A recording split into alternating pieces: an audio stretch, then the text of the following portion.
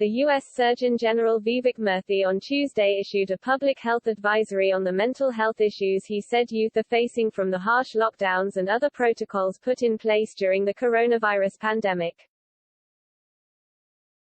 It would be a tragedy if we beat back one public health crisis only to allow another to grow in its place, Murthy said in a preface written for the advisory. Mental health challenges in children, adolescents, and young adults are real, and they are widespread. But most importantly, they are treatable, and often preventable.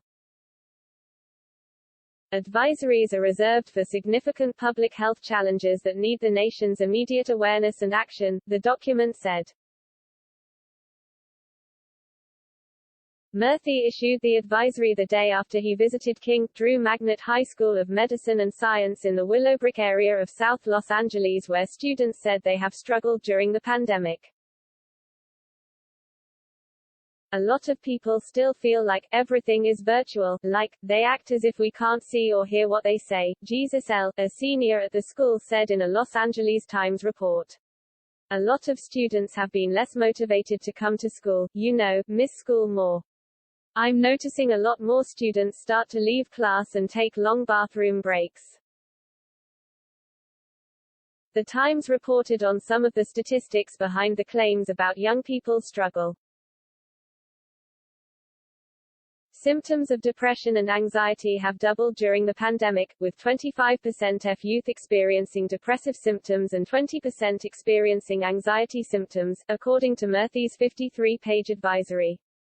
There also appear to be increases in negative emotions or behaviors such as impulsivity and irritability, associated with conditions such as attention deficit hyperactivity disorder or ADHD. And, in early 2021, emergency department visits in the United States for suspected suicide attempts were 51% higher for adolescent girls and 4% higher for adolescent boys compared to the same time period in early 2019, according to research cited in the advisory. Even before the pandemic, children from all backgrounds faced serious mental health challenges, Murthy said. But nearly 2 years of disruption took a toll and worsened their mental health, especially for such groups as immigrants, students with disabilities and students of color from low-income families. The report also said that isolated young people make it harder to recognize signs of child abuse, mental health concerns, and other challenges. The LA Unified School District has shortage of mental health professionals with a staffing goal falling short 500 social workers, according to the Times. The national average of caseloads for school counselors was 424 students per counselor for the 2019-20 school year. Professional guidelines recommend 250 students per counselor. One good thing is that people are asking for help and trying to offer it to one another, even informally and without professional expertise, school board member Tanya Ortiz Franklin said in the Times report. But we are also recognizing the deep need for professional expertise.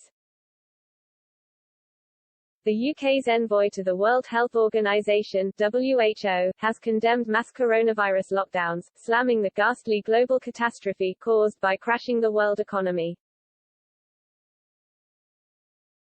The Surgeon General has limited direct power, but traditionally speaks with medical expertise as the voice of the executive branch, a role that can be magnified by the individual in the office and the issues that person takes on, the Times reported. The Surgeon General's warning on tobacco products is a well-known example. This is the second advisory issued by Murthy serving under President Joe Biden. The first was about the urgent threat of medical misinformation. This is also Murthy's second time as Surgeon General. He was appointed by President Barack Obama and served at the post from 2014 to 2017. The recommendations made in the advisory included, create positive, safe, and affirming school environments. Expand social and emotional learning programs and other evidence-based approaches that promote healthy development. Learn how to recognize signs of changes in mental and physical health among students, including trauma and behavior changes. Take appropriate action when needed. Provide a continuum of supports to meet student mental health needs, including evidence-based prevention practices and trauma-informed mental health care. Expand the school-based mental health workforce. Support the mental health of all school personnel. Promote enrolling and retaining eligible children in Medicaid, CHIP, or a marketplace plan, so that children have health coverage that includes behavioral health services.